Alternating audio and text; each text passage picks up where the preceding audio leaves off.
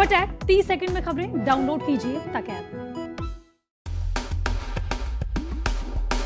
भारत पे के को-फाउंडर अशनीर ग्रोवर की मुश्किलें कम होने का नाम नहीं ले रही हैं।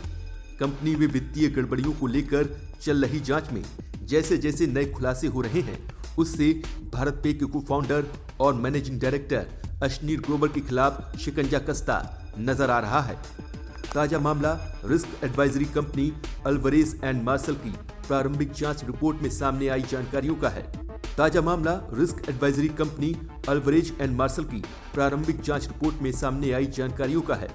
इससे पता चलता है कि ग्रोवर की पत्नी माधुरी जैन और अशनीर के साले श्वेतांग जैन ने कंपनी में कई घोटाले किए। भारत पे ने कंपनी में गड़बड़ियों की जांच कराने के लिए ही अल्वराज एंड मार्शल को नियुक्त किया है। अल्वराज एंड मार्शल की प्रारंभिक रिपोर्ट में कहा गया है कि कंपनी में फर्जी बिलों के जरिए कई गड़बड़ियां की गईं। इन गड़बड़ियों में माधुरी जैन और श्वेतांग जैन शामिल थे। रिपोर्ट में कहा गया है कि कंपनी में 10 करोड़ 97 लाख रुपए के फर्जी बिल लगाए गए, जबकि कुल 30 वेंडर्स को 53 करोड़ 25 लाख रुपए के पेमेंट की बात कही गई है। इस रिपोर्ट में पानीपत कनेक्शन का भी जिक्र है। फर्जी बिलों में जितने भी वेंडर हैं वो सब पानीपत से हैं। आपको बता दें कि अशनीर ग्रोवर की पत्नी भी पानीपत से ही ताल्लुक रखती हैं। इतना ही नहीं, रिपोर्ट में भारत पे में नौकरी के नाम पर घोटाले करने की भी बात कही गई है। इसके हिसाब से कंपनी ने अलग अलग कंसल्टेंट के जरिए कई लोगों को नौकरी पर रखा। इसके लिए उन कंपनियों को रिक्रूटमेंट फीस भी दी गई। नौकरी पर रखे गए एम्प्लॉयज ने उनकी कंपनी में ज्वाइनिंग डेट कंफर्म की, जिसका जिक्र कंसल्टेंट ने अपने बिल में किया।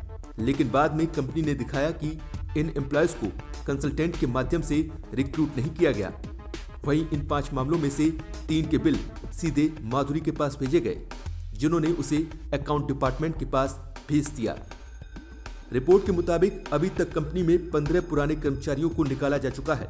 इसमें माधुरी जैन भी शामिल है। इससे पहले अशनीर को विवादों के चलते कंपनी के कामकाज से दूर रखा गया है। भारत पे के बोर्ड ऑफ डायरेक्टर्स की ओर से अशनीर ग्रोवर पर छुट्टी पर जाने का दबाव बनाया गया।